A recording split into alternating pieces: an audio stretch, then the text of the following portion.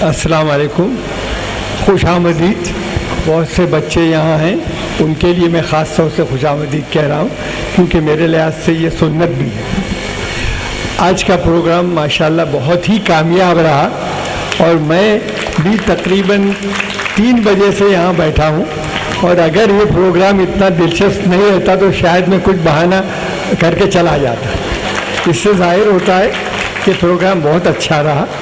اور ایک دوسری بات جو میں دیکھ رہا تھا کہ ہم لوگ ابھی سمجھ رہے ہیں کہ ہمارے اردو کا معیار گھٹتا جا رہا ہے، کم ہو رہا ہے، لیکن جب میں نے یہاں اتنی نظمیں اور غزلیں سنا اور گیت سنا تو مجھے لگا یہ تو الٹا ہے، یہاں ایسا نہیں ہے۔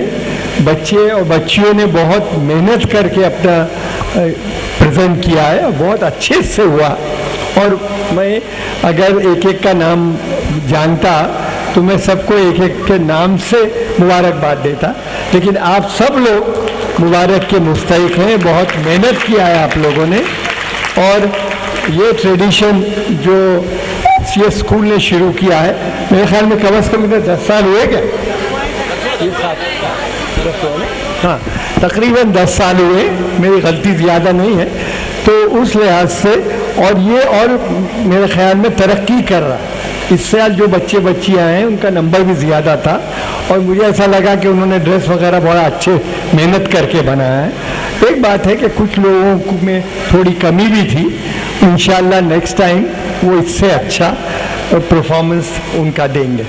اب اس کے علاوہ جو رضوان صاحب نے ایک بات کہی، دیکھیے یہ اسکول بنی 71 میں آئی تھنک کہ شروع ہوئی، اور 75 میں تقریباً شروع ہوئی، 35 سال ہوئے ہیں۔